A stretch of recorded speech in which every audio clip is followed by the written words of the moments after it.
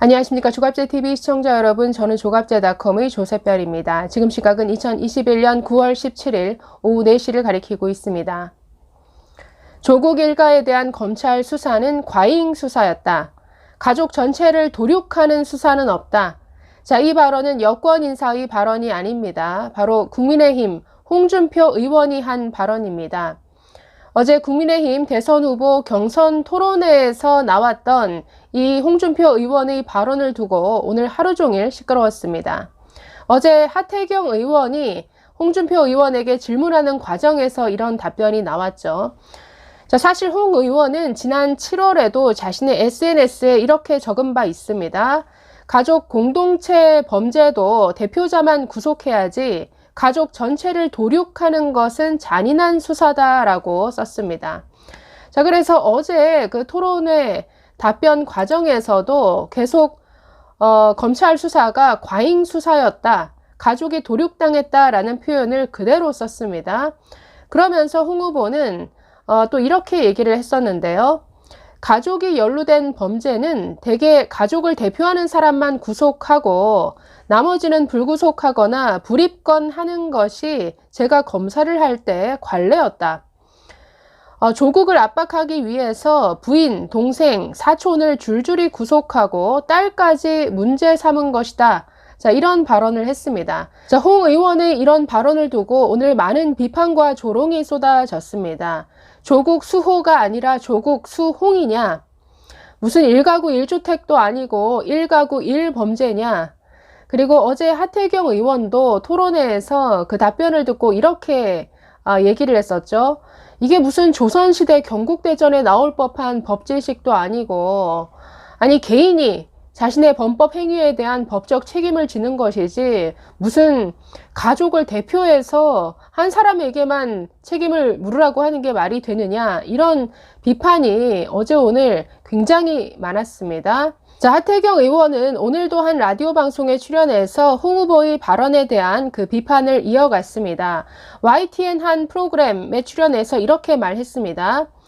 조국 수사가 문제가 있다는 답변이 나올 것으로는 예상을 못했다. 그 이야기 들을 땐 정말 심장이 부들부들 떨리더라 라고 이렇게 말했습니다.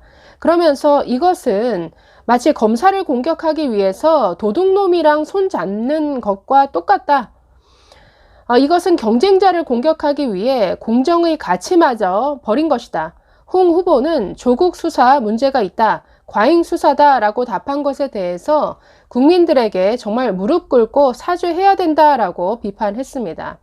그러면서 홍준표 후보가 자기 같으면 그렇게 수사 안 한다, 이것은 가족을 도륙한 것이다 라고 우길 줄은 상상도 못했다. 이분은 경쟁자를 이겨내기 위해서는 적과도 손을 잡을 뿐이구나, 그런 생각에 심장이 부들부들 떨린다, 그러면 안 된다. 자, 이런 식으로 아주 강하게 비판을 했습니다. 자, 이런 비판에 대해서 홍준표 의원 SNS를 통해서 이런 입장을 밝혔습니다.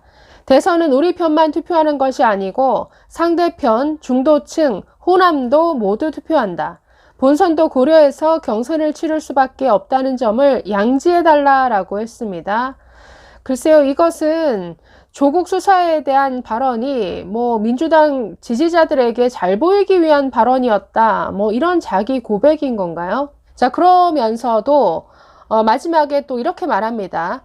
조국 전 가족 수사가 가혹하지 않았다고 국민들이 지금도 생각한다면 제 생각을 바꿀 수밖에 없다라고 뭔가 또 한 발 물러서는 모습을 보였는데, 그러니까 저는 이게 이분의 문제다라는 생각이 들었습니다. 어제 토론회를 보면서도 계속 들었던 생각이, 과연 홍준표라는 정치인인가 정치꾼인가, 수시로 말을 바꾸는, 자신의 어떤 정치적 계산과 정치적 이익을 위해서라면 누구와도 손을 잡을 수 있고 언제라도 말을 바꿀 수 있는 이런 정치인인가 라는 의문이 계속 들었는데요. 자, 어제 토론회에서도 이 홍준표 의원의 과거 말 바꾸기 행태에 대해서 유승민 의원이 질문을 했었습니다. 이렇게 질문했었습니다. 저는 홍준표 의원의 솔직한 점을 좋아합니다. 그런데 순간은 솔직한데 뒤돌아보면 180도 말이 달라지는 것을 너무 많이 봤습니다. 박근혜 전 대통령을 향해서도 뭐 춘향이도 아니고 향단이었다. 뭐 탄핵 당해도 싸다. 또 뭐 모병제와 관련해서는 젊은 사람 표 얻으려고 한다더니 지금에 와서는 또 태도를 바꾸고, 노무현에 대해서도 뇌물 때문에 자살한 사람이다 라고 했다가 최근에 와서는 또 굉장히 높이 평가하는 발언들을 하고, 그러니까 이런 말 바꾸기 행태에 대해서 질문을 했는데, 자, 여기에 대해서 홍준표 의원 제대로 답변하지 않고 뭐 유승민 전 의원이 물을 자격이 있느냐 이렇게 그냥 받아치고 넘어갔습니다.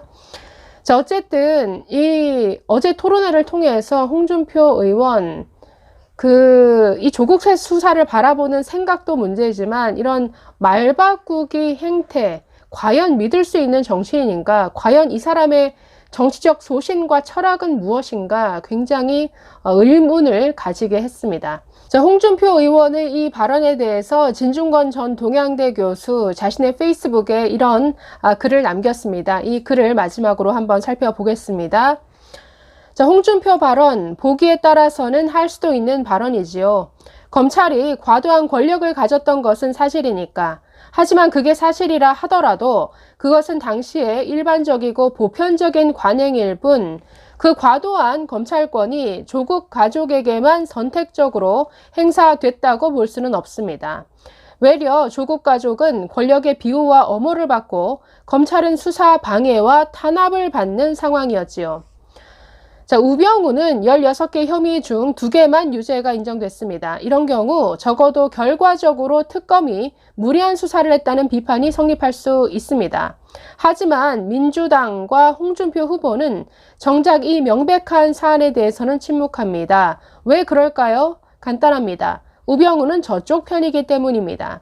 한마디로 저쪽 편을 향해서는 수사를 무리하게 할수록 정의롭다는 얘기죠. 반면 정경심 교수는 14개 혐의 중 11개가 유죄로 인정됐습니다. 형량도 무려 4년 중형이라고 할 수 있지요.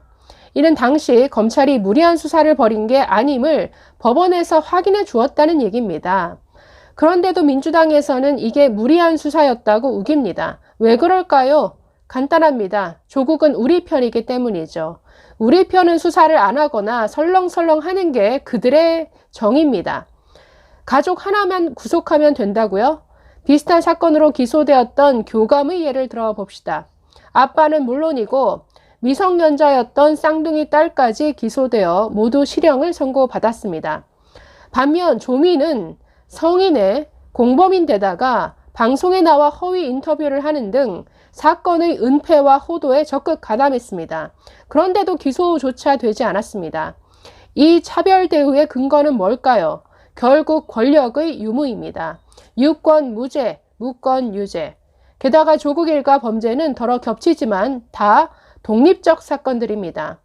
동생은 채용 비리, 오촌 조카는 횡령 배임, 정경심은 사문서 위조 등 11개 혐의, 조국 본인은 직권 남용의 혐의를 받고 있습니다. 그런데 이걸 한 사람 들어가는 것으로 퉁치자 지금이 조선시대입니까? 근대 사법의 주체는 가문이 아니라 개인입니다. 홍준표 후보가 전 근대적인 가부장적 사고를 드러낸 것이죠. 자, 이 글이 이번 논란을 어떻게 바라봐야 하는지 아주 확실하게 정리해주고 있는 글인 것 같아서 소개해드렸습니다. 감사합니다.